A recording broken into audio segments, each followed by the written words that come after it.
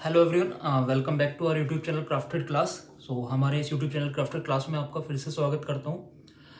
तो अभी जो हमारी सीरीज चल रही थी वो ट्रिग्नोमेट्री की हमने शुरू कर रखी है और ट्रिग्नोमेट्री हम पढ़ रहे हैं कौन सी क्लास के लिए, क्लास 10th के लिए। और लास्ट क्लास में मैंने आपको ट्रिग्नोमेट्रिक रेशियोज काफ़ी अच्छे तरीके से समझाए थे, ठीक। और ये भी वादा किया था कि आज वाला जो पार्ट होगा हमारा उसमें हम बात करने वाले हैं कुछ स्पेसिफिक एंगल्स पर। किस पर बात करेंगे? कुछ स्पेसिफिक एंगल्स पर। देखो मैंने लिखा भी हुआ है topic, values of trigonometric ratios at some specific angles. हम ट्रिग्नोमेट्रिक रेशियोज की वैल्यू जानेंगे कुछ पर्टिकुलर एंगल्स पर। पहले मैं बता दूंगा एंगल्स कौन कौन से हैं जो हम देखने वाले हैं। एक तो हम देखेंगे 0 डिग्री, ठीक है, देन 30 डिग्री, उसके बाद 45 degree, then 60 degree, then 90 degree, ठीक है। तो ये मेरे 5 मेन एंगल्स हैं जिन पर मैं ट्रिग्नोमेट्रिक रेशियोज की वैल्यू देखूंगा। तो दो तरीके से हम इसको पढ़ेंगे। पहले तो मैं आपको क्या करने वाला हूँ, प्रूफ करके दिखाने वाला हूँ हर एक वैल्यू का। भाई कल को आपसे कोई पूछने लगे कि बताओ ये वैल्यू कैसे निकल कर आई है, तो पहले हम क्या करेंगे, प्रूफ करेंगे हर एक वैल्यू के लिए। और उसके बाद जो हमारा नेक्स्ट वाला पार्ट होगा, आज नहीं, आज हम सिर्फ प्रूफ ही करेंगे। उसके बाद जो हमारी नेक्स्ट वाला पार्ट होगा, तो नेक्स्ट वाले पार्ट में मैं आपको फिर बताऊंगा कि उन सारी वैल्यूज को एक साथ एक टेबल में कैसे बनाते हैं, ठीक। तो शुरुआत करते हैं। सबसे पहले मैं एक एंगल ले रहा हूं 45 डिग्री, ठीक है। फॉर एंगल 45 डिग्री, कौन सा एंगल ले रहा हूं मैं? सबसे पहले 45 डिग्री ले रहा हूं। इसके लिए बात करते हैं। तो देखो उसका प्रूफ कैसे होगा। मैंने क्या किया, मैंने एक राइट एंगल ट्रायंगल कंसिडर किया है। क्या किया है? एक राइट एंगल ट्रायंगल कंसिडर किया है। तो मैं एक राइट एंगल ट्रायंगल बना दे रहा हूं। ये मेरा एक राइट एंगल ट्रायंगल है, नेमिंग कर सकते हो आप ए, ये बी और ये सी, ठीक है। और ये एंगल मेरा कितना? 90 डिग्री। अब देखो मुझे 45 डिग्री के लिए बात करनी है ना, तो मैंने एक एंगल यहां पर कंसिडर कर लिया है 45 डिग्री।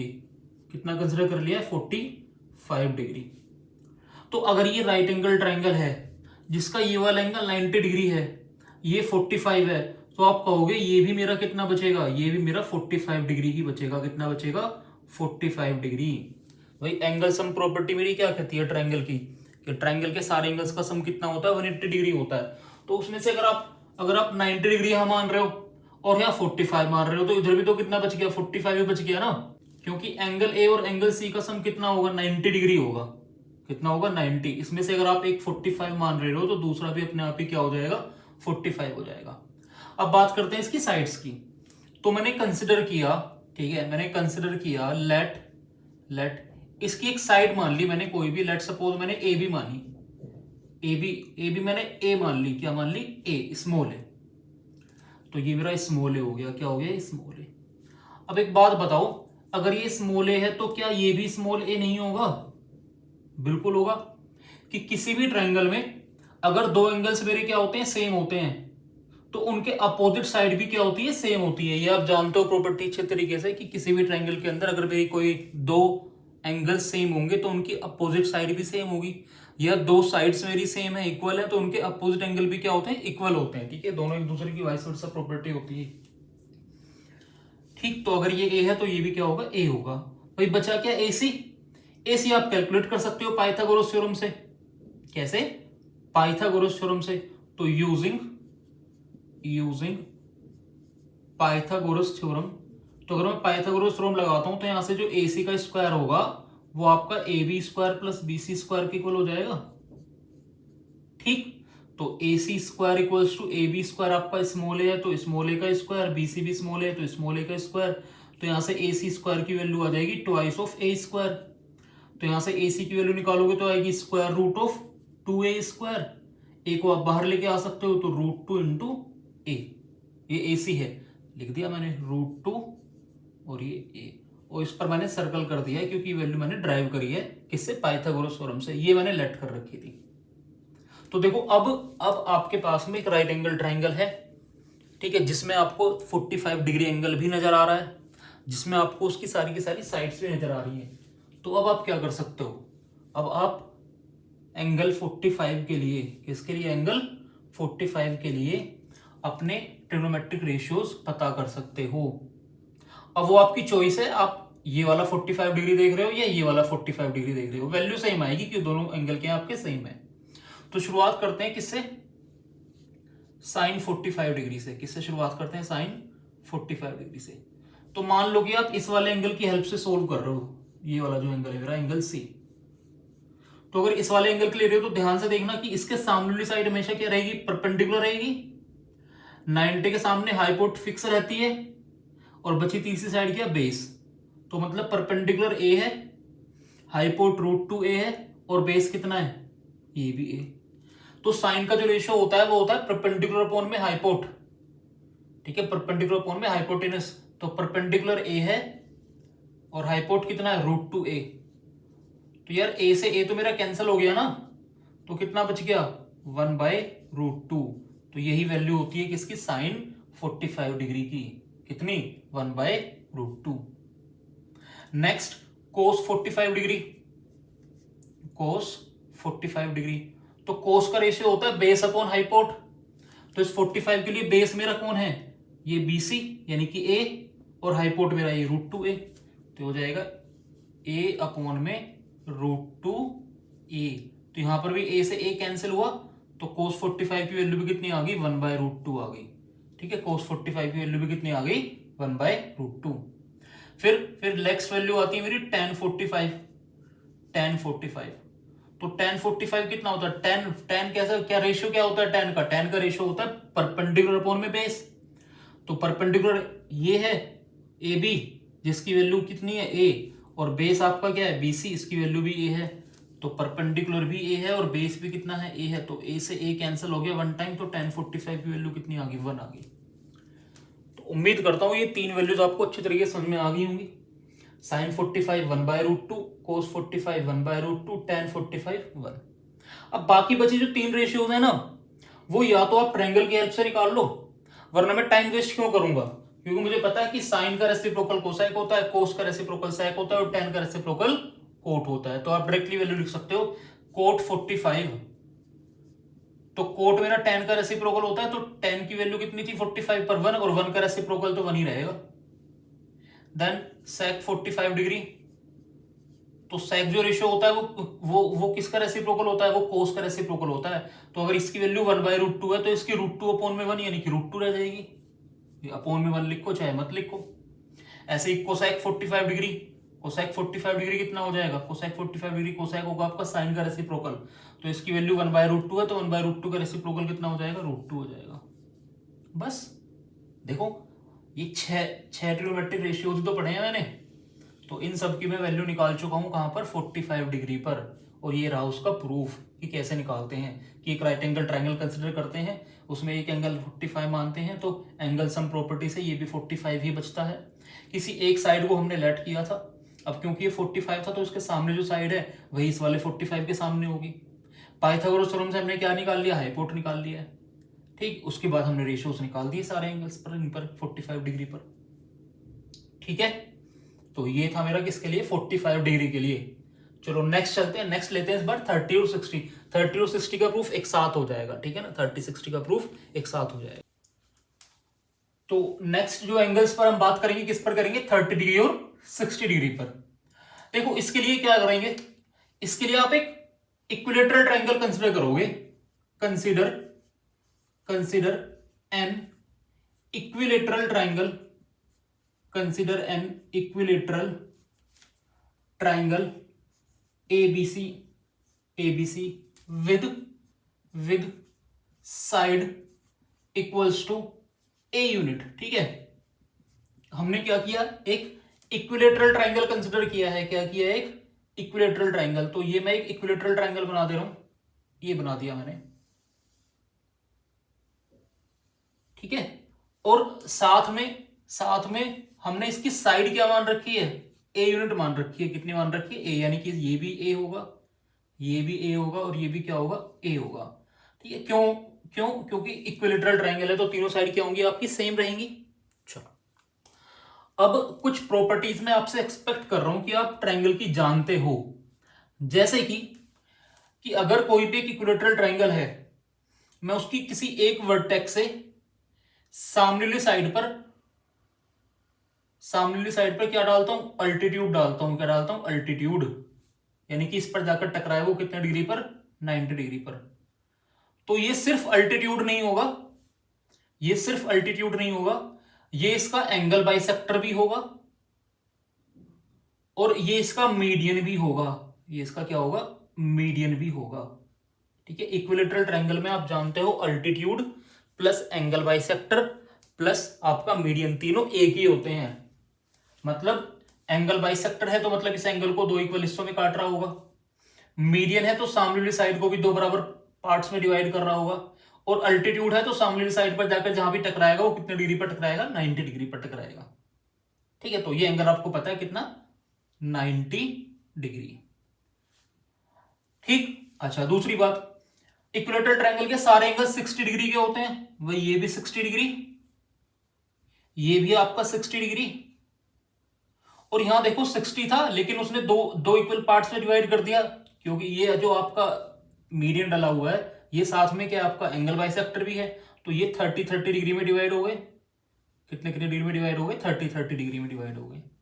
और सामने वाली साइड जो है वो भी इक्वल पार्ट्स में डिवाइड होगी, तो मतलब कंप्लीट साइड ए थी तो ये a/2 रह जाएगी, और ये भी क्या रह जाएगी आपकी? a/2 रह जाएगी, और इसको नाम देते हैं कुछ एक पॉइंट डी, एडी। तो इतनी बात मैं एक्सपेक्ट करता हूं कि आपको समझ में आ गई होगी। ठीक, कि एक इक्विलेटरल ट्रायंगल हमने कंसिडर किया था जिसकी एक साइड हमने ए ली थी, तो उसके बाद हमने उसमें एक मीडियन बनाया, और वो मीडियन सिर्फ मीडियन नहीं था, वो अल्टीट्यूड भी था और साथ में एंगल बाइसेक्टर भी था। तो उससे मुझे कुछ कुछ चीजें पता चल चुकी हैं। तो अब देखना, आपको एक राइट एंगल ट्रायंगल नजर आ रहा है ABD। अब कहोगे सर ACD भी नजर आ रहा है, कोई दिक्कत नहीं है, दोनों सेम ही बात है। ठीक है, या तो ABD ले लो या फिर ACD ले लो। ठीक है, चलो मैंने मान लिया कि ये ट्रायंगल है मेरे पास में एक ACD।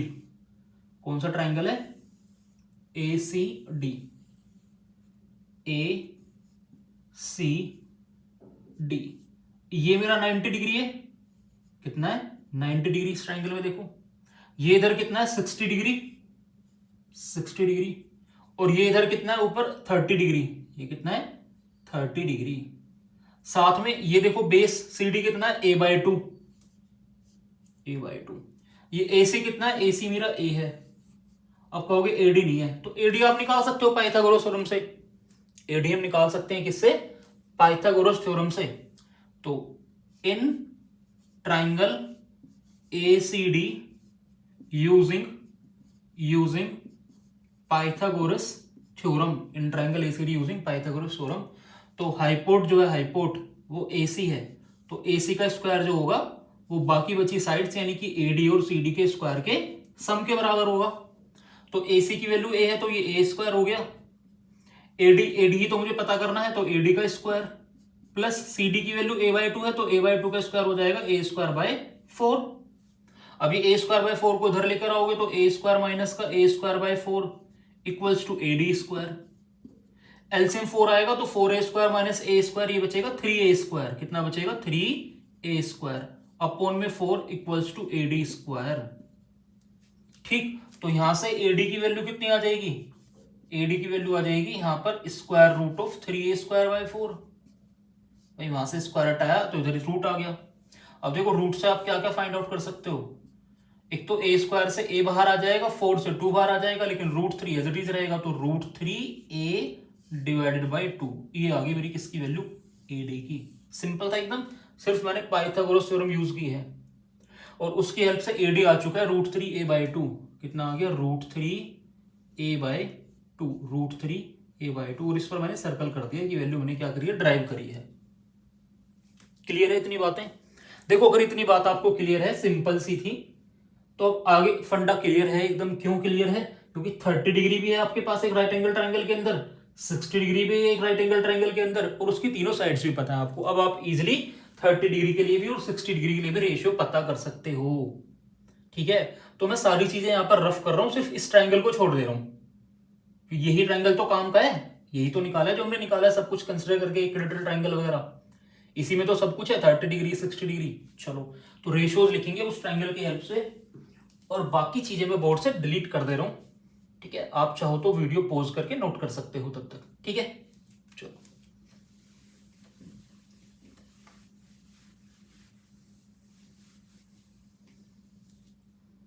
देखो पहले बात कर लेते हैं किसके लिए? 30 डिग्री के लिए। तो साइन 30 डिग्री।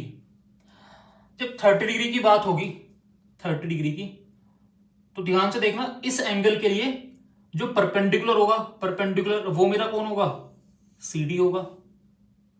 भाई 90 के सामने हाइपोट तो फिक्स रहता है, और जो तीसरी साइड बच गई वो क्या बच गई, बेस बच गई।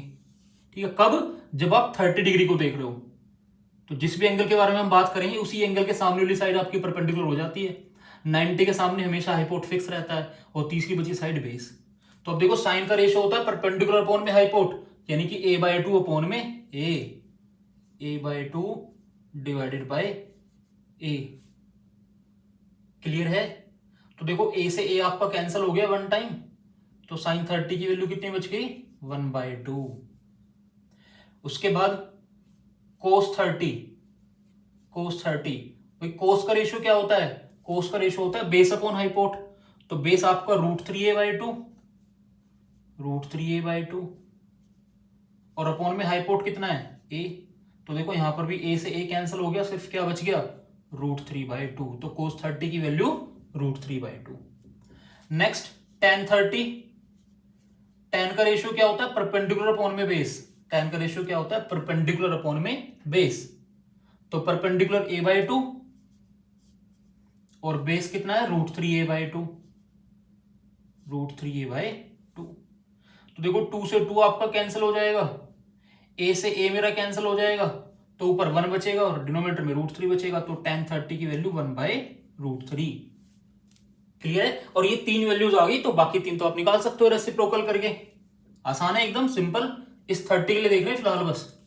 तो नेक्स्ट कोट 30, कोट 30 आपका tan 30 का रेसिप्रोकल होगा, तो 1/√3 का रेसिप्रोकल क्या रह जाएगा, √3, √3/1 होगा, 1 मत लिखो।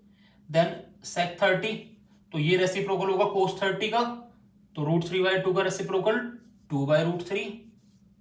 देन कोसेक 30, कोसेक 30, तो ये साइन 30 का रेसिप्रोकल होगा, तो 1/2 का रेसिप्रोकल 2।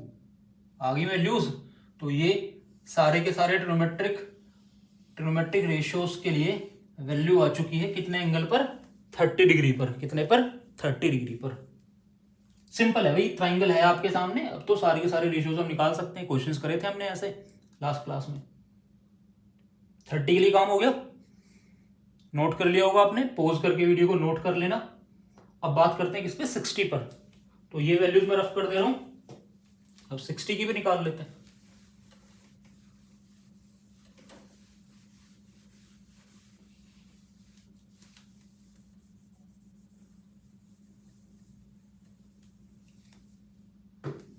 देखो अब जब मैं 60 डिग्री की बात करूंगा, किसकी बात करूंगा, 60, तो अब की बार इसके सामने वाली साइड आपकी परपेंडिकुलर हो जाएगी। 90 के सामने हमेशा हाइपोट क्या होता है, फिक्स होता है, और ये तीसरी साइड क्या रहेगी, बेस रहेगी। ठीक है, इस बार 60 डिग्री की बात कर रहे हैं, तो उसके सामने वाली साइड क्या रहेगी, परपेंडिकुलर।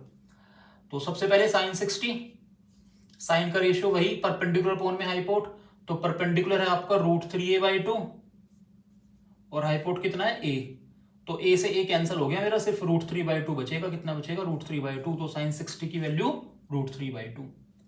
देन कोस 60, कोस का रेशियो होता है बेस अपॉन हाइपोट, तो बेस है आपका a/2 और हाइपोट है a, तो देखो यहां पर भी a से a कैंसिल हो गया, तो क्या बच गया, सिर्फ 1/2 बच गया।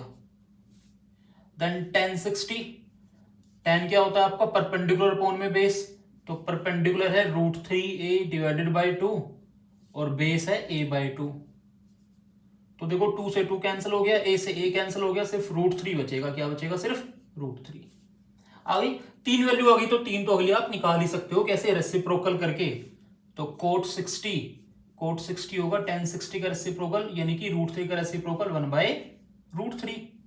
देन sec 60, ये होगा कोस का रेसिप्रोकल, तो 1/2 का रेसिप्रोकल 2। देन कोसेक 60, ये होगा साइन 60 का रेसिप्रोकल, तो √3/2 का रेसिप्रोकल 2/√3।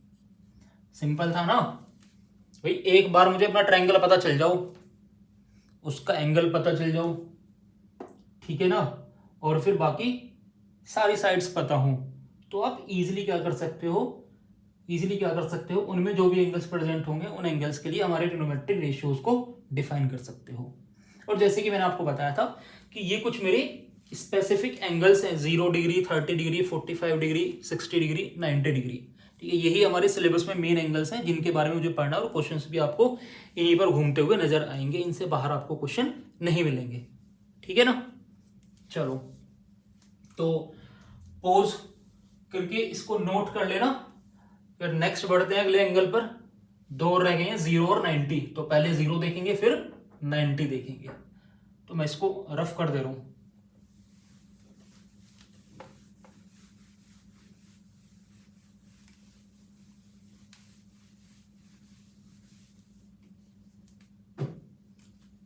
देखो 4 0 डिग्री।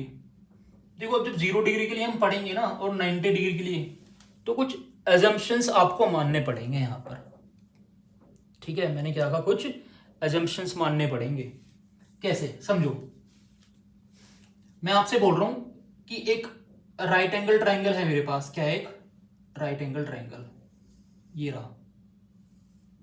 नेमिंग कर देते हैं ए, बी और ये सी, और ये मेरा 90 डिग्री है। ये क्या है मेरा? 90 डिग्री। तो मान लो ये एंगल है सी जो है थीटा। कितना है एंगल?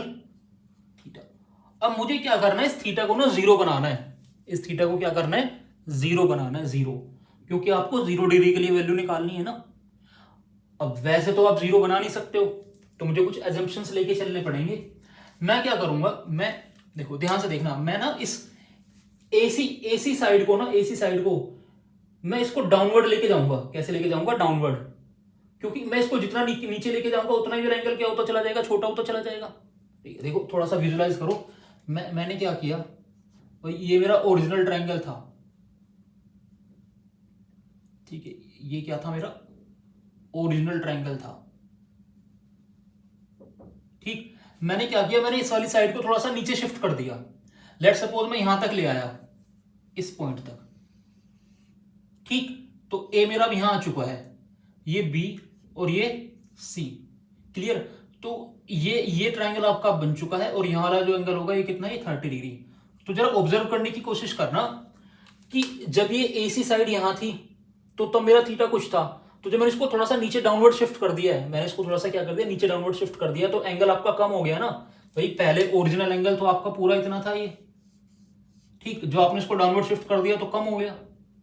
तो वैसे ही जब आगे और शिफ्ट करोगे तो और ज्यादा कम हो जाएगा। ठीक, मान लो कि आपका ओरिजिनल ट्रायंगल था, तो मैंने इसको क्या किया, और ज्यादा शिफ्ट कर दिया नीचे। ये रहा, ये ए, ये बी और ये सी। तो देखो थीटा अब आपका और ज्यादा कम हो गया ना। तो इसका मतलब इस हाइपोट को मैं जितना ज्यादा नीचे डाउन शिफ्ट करता चला जाऊंगा उतना ही आपका एंगल क्या होता चला जाएगा? कम होता चला जाएगा। और मुझे कितना कम करना है? मुझे इतना कम करना है कि लगभग हम किसके करीब पहुंच जाएं? 0 के करीब पहुंच जाए। तो देखो कोई भी दो लाइंस हैं अगर, ठीक है, उनके बीच में एंगल आप 0 करना चाह रहे हो, कब पॉसिबल हो सकता है? जब वो एक दूसरे पर ओवरलैप कर जाए। ठीक है ना, जब वो एक दूसरे के ऊपर कोइंसाइड कर जाएंगी तभी तो उनके बीच का एंगल क्या होगा? 0 होगा। भाई जितना आप दूर लेके जाओगे उतना एंगल बढ़ता चला जाएगा, जितना आप उनको करीब लेकर आओगे, कोइंसाइड करोगे, उतना एंगल क्या हो जाएगा? आपका 0 हो जाएगा। तो हम वही कोशिश कर रहे हैं कि इस एसी को नीचे डाउन शिफ्ट करते जा रहे हैं। ठीक, नीचे डाउन शिफ्ट करते जा रहे हैं और एंगल को मुझे 0 करना है। एंगल को मुझे क्या करना है? 0। तो अब नेक्स्ट वाले पार्ट में हमने लगभग ना इसको खत्म कर दिया। ठीक है ना, लगभग हमने क्या कर दिया? इसको खत्म कर दिया है। कैसे? कि ये जो बी था, ये सी, ठीक है, ये आपका एंगल कितना था? 90 डिग्री था ना। लेकिन अब मैंने क्या कर दिया है, मैं इस ए को बिल्कुल यहीं पर ले आया हूं। ए को कहां ले आया हूं? मैं यहीं पर ले आया हूं, इस बी सी पर। तो यही ए है और यही क्या है? बी है। देखो आपने बिल्कुल इसको क्या कर दिया? खत्म कर दिया। यानी कि थीटा आपका क्या हो गया? 0 हो गया। थीटा आपका यहां पर क्या हो चुका है? 0 डिग्री हो चुका है। थीटा मेरा क्या हो चुका है यहां पर? 0 डिग्री। तो आपको अजम्पशन ये करना है भाई, ये हाइपोट थी। हाइपोट क्या होती है? हाइपोट ना सबसे बड़ी साइड होती है। तो जब आप इसको नीचे शिफ्ट करोगे तो वो बीसी से तो बड़ी रहेगी ना। ठीक है, जब आप नीचे शिफ्ट करोगे एसी तो वो बीसी से तो बड़ी रहेगी, क्योंकि हाइपोटेनस जो होती है वो ट्रायंगल में सबसे बड़ी साइड होती है। तो आपको वो नेग्लिजेंस यहां पर मानना है कि जो शिफ्ट होने के बाद में एसी है वो लगभग वो किसके करीब है? वो बीसी के ही करीब है। यानी कि आपको अप्रोक्सीमेटली एसी को किसके इक्वल मानना है? BC के इक्वल मानना है। यहां पर आपका जो AC है वो किसके इक्वल आ चुका है, BC के इक्वल आ चुका है। वही ये AC था ना, इसको हम नीचे लेके जाए, नीचे लेके गए, नीचे लेके गए और बिल्कुल कोइंसाइड करा दिया किस पर, BC पर। तो BC और AC अब लगभग यहां पर क्या हो चुके हैं, बराबर हो चुके हैं। तो आपको क्या मानना है, इनको इक्वल मानना है। क्या मानना है, इक्वल। आ रही है मेरी बात समझ में? ठीक। और क्या क्या यहां से मुझे पता चला कि जब AC और BC हमारे इक्वल हो चुके हैं, थीटा मेरा कितना हो चुका है, 0 डिग्री हो चुका है। थीटा मेरा कितना हो चुका है, 0 डिग्री हो चुका है। और क्या समझ में आया यहां से, और मुझे ये समझ में आया है कि ये जो AB साइड थी, AB देखो ये भी तो कम होती जा रही है, और ये कम होकर जब यहीं पर आ जाएगी A और B, ठीक, तो AB की वैल्यू क्या रहेगी, AB की वैल्यू होगी 0। AB की वैल्यू क्या रहेगी, 0 रह गई है। कितनी रह गई है AB की वैल्यू, 0। आ रही बात समझ में? AB की वैल्यू कितनी, 0। क्यों? क्योंकि बिल्कुल खत्म हो गया ना भाई। AB का डिस्टेंस ये था पहले, फिर और कम हुआ, फिर और कम हुआ। जब A और B एक ही पॉइंट पर आ गए तो दोनों के बीच की दूरी कितनी हो गई, दोनों के बीच की दूरी होगी 0। ठीक। ये जो एंगल था मेरा थीटा, ये भी कम होता गया, कम होता गया, कम होता गया, और यहां पर लास्ट में आगे जब वो AC और BC कोइंसाइड कर गए तो थीटा आपका कितना हो गया, 0 डिग्री हो गया। ठीक। और जो AC है वो लगभग किसके इक्वल हो गया, BC के इक्वल हो गया। AC किसके इक्वल हो गया, BC के इक्वल। तो अगर ये रिजल्ट आपको पता है तो आपको ट्राइंगल तो यही मानना है। ठीक है। इस थीटा के लिए परपेंडिकुलर आपका AB है, हाइपोट आपका AC है, और बेस आपका कौन है, BC है। ठीक। लेकिन ये थीटा क्या हो चुका है, ये थीटा 0 हो चुका है। जो AC है वो किसके इक्वल हो चुका है, वो BC के इक्वल हो चुका है। और जो AB है यानी परपेंडिकुलर की वैल्यू कितनी हो चुकी है, 0 हो चुकी है। तो ट्राइंगल यही कंसिडर करना है, लेकिन वैल्यूज ये कंसिडर करोगे आप। तो देखो एक एक करके, जब मैं साइन 0 लिखूंगा, क्या लिखूंगा मैं, साइन 0। साइन 0 डिग्री की वैल्यू क्या होगी, तो इसके अकॉर्डिंग थीटा, थीटा है ना मेरा 0, और इसके लिए परपेंडिकुलर कौन है, AB, और हाइपोट कौन है, AC। तो यानी कि साइन 0 जो होगा वो AB अपॉन में AC होगा। क्या होगा, AB अपॉन में AC। अरे आ रही है ना बात समझ में? ये थीटा है ना, थीटा, इसी को तो मैंने 0 करा है। तो साइन 0 का रेशियो यानी कि इसके लिए परपेंडिकुलर अपॉन में हाइपोट, तो परपेंडिकुलर AB और हाइपोट कितना, AC। अब आपको यहां से देखना है कि AB AC सब क्या है ये।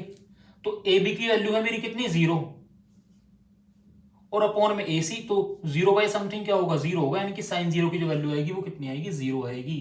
साइन 0 की वैल्यू कितनी आएगी, 0 आएगी। आगे बात समझ में? ऐसी बात है कोस 0 पर, कोस 0। ठीक। तो थीटा के लिए बेस ये है और हाइपोट ये है, तो कोस का रेशियो बेस अपॉन हाइपोट होता है, तो BC अपॉन में AC। लेकिन BC और AC तो लगभग सेम है, तो मैंने BC की जगह पर भी क्या पुट कर दिया, AC पुट कर दिया। तो AC by AC cancel out होगा, कितना आ जाएगा, 1 आ जाएगा। कितना आ जाएगा, 1। तो कोस 0 की वैल्यू कितनी, 1। साइन 0 की 0, कोस 0 की 1। अब tan 0 की वैल्यू, tan 0, तो tan का रेशियो होता है परपेंडिकुलर अपॉन में बेस, तो परपेंडिकुलर AB है और बेस कितना है, बेस है BC। अब AB तो मेरा 0 हो गया ना, AB कितना है, 0, तो 0 बाय समथिंग कितना होगा, 0 ही होगा। तो tan 0 की वैल्यू भी कितनी आ गई, 0 आ गई।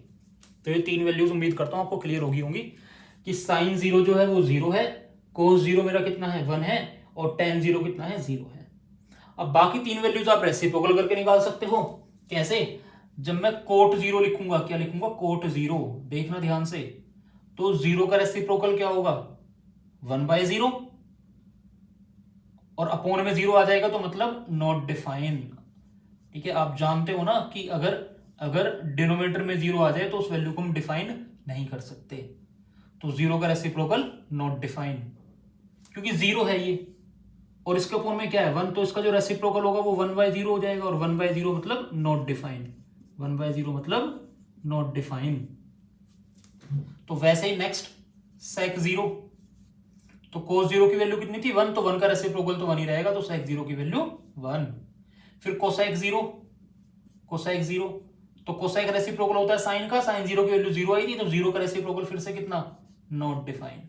तो ये तीन वैल्यूज आ गई है। तो इनकी जगह पर, जैसे कि कोट 0 है, cosec 0 है, इनकी जगह पर आपको नॉट डिफाइन ही लिखना है।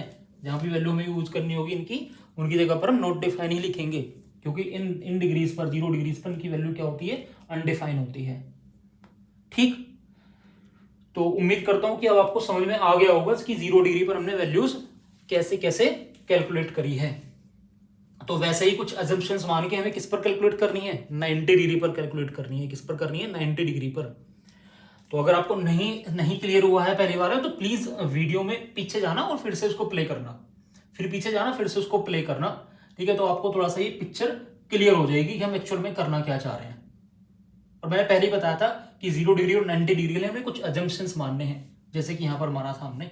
तो वैसे ही हम 90 डिग्री के लिए, ठीक है, किसके लिए करेंगे, 90 डिग्री के लिए। चलो तो मैं इसको रफ करता हूं और आते हैं अपने किस पे, 90 डिग्री पर आते हैं। किस पर आते हैं, 90 डिग्री पर।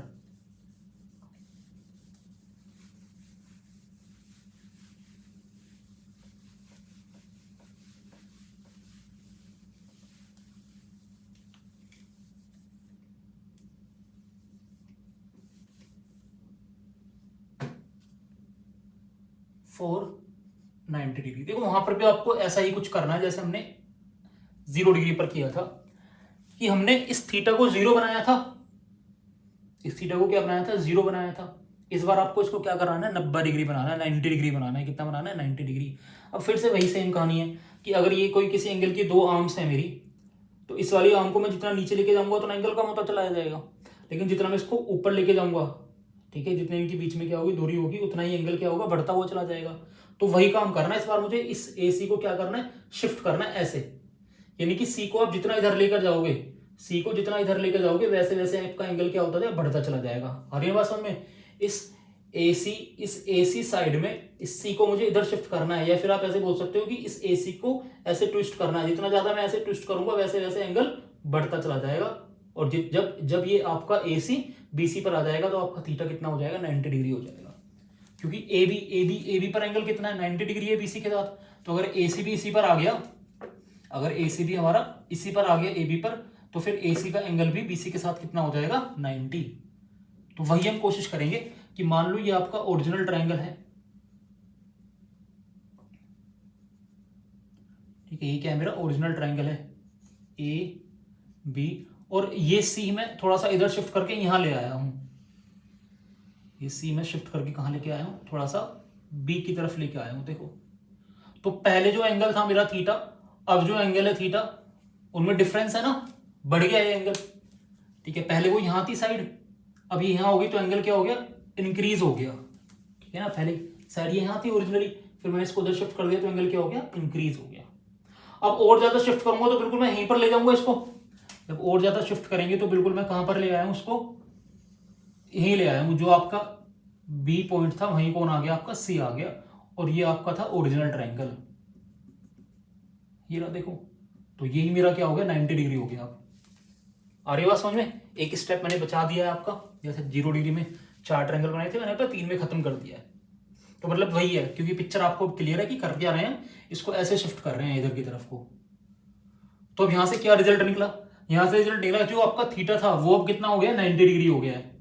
थीटा कितना हो गया अब आपका, 90 डिग्री। और क्या रिजल्ट निकला, और रिजल्ट निकला कि आपका जो AC है और AB है वो एक दूसरे पर कोइंसाइड कर गए। तो मतलब AB भी यही है और AC भी यही है, तो मतलब AB और AC क्या हो चुके हैं, इक्वल हो चुके हैं।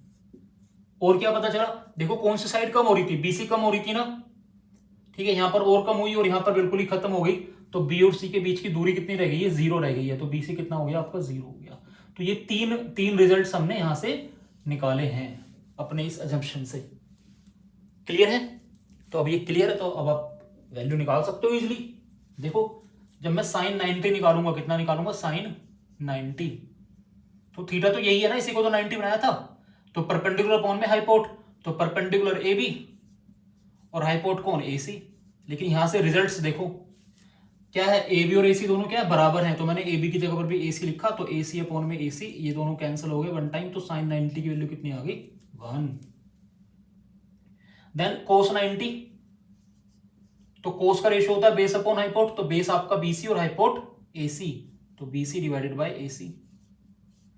अगेन BC कितना है, 0, तो ये 0 बाय AC, 0 बाय समथिंग कितना, 0 बाय समथिंग 0, तो कोस 90 की वैल्यू 0।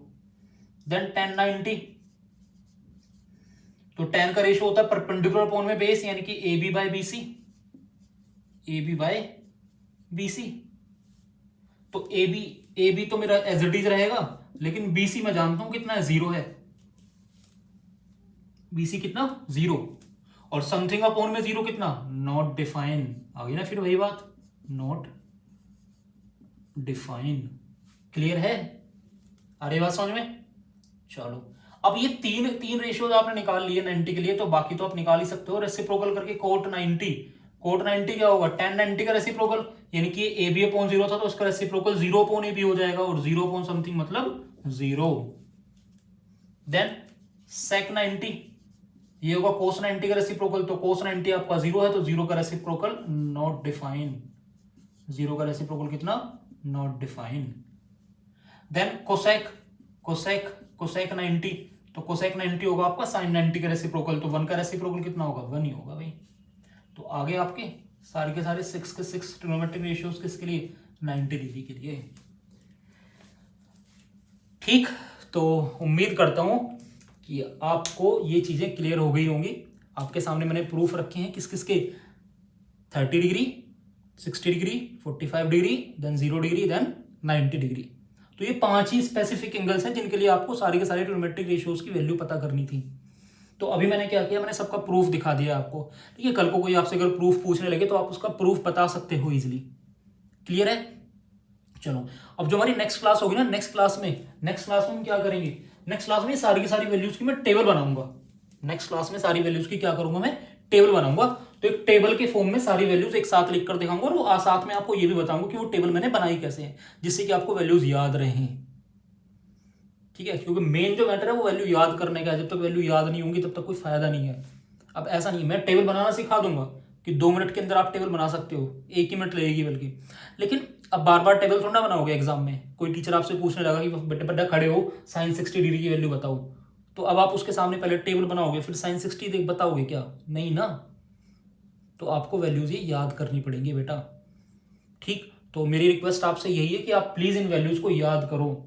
नेक्स्ट क्लास होने से पहले अगर आप याद कर लोगे तो ज़्यादा बेटर है, वरना अगली क्लास में आपको टेबल बनाना बताऊंगा कि टेबल कैसे बनाते हैं, और सारी वैल्यूज को उसमें इंसर्ट कराऊंगा मैं। ठीक, और उसके बाद एक कॉम्प्लीमेंट्री एंगल्स और हैं। ठीक है, कॉम्प्लीमेंट्री एंगल्स पर भी मैं आपको वैल्यू बताऊंगा कैसे कैसे हम निकालते हैं। कॉम्प्लीमेंट्री एंगल्स पर एक्चुअल में क्या होता है ना, कन्वर्जन होता है, कि रिलेशन बताएगा कि एक ट्रिग्नोमेट्रिक रेशियो का दूसरे के साथ में।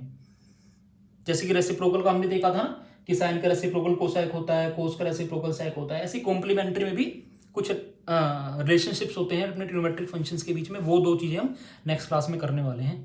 क्लियर है? और साथ में हम कुछ क्वेश्चंस भी करेंगे अगली क्लास में। तो आई होप सो आज की क्लास आपको काफ़ी अच्छी लगी होगी, सब कुछ अच्छे से क्लियर हो गया होगा। तो प्लीज़ वीडियो को लाइक जरूर करना, चैनल को सब्सक्राइब करना, और जितना ज़्यादा शेयर हो सके प्लीज़ शेयर करना। और जो बच्चे अभी अभी देखना शुरू कर रहे हो प्लीज़ पार्ट फर्स्ट से कंटिन्यू करो। ठीक है, आई गारंटी कि अगर आप पार्ट फर्स्ट से शुरू करोगे तो आपको सारी चीज़ें बहुत अच्छे से क्लियर हो जाएंगी। ठीक है, लिंक आपको मिल जाएगा प्लेलिस्ट का, कहाँ पर, डिस्क्रिप्शन में। ओके, चलो ठीक है, tata bye bye, take care.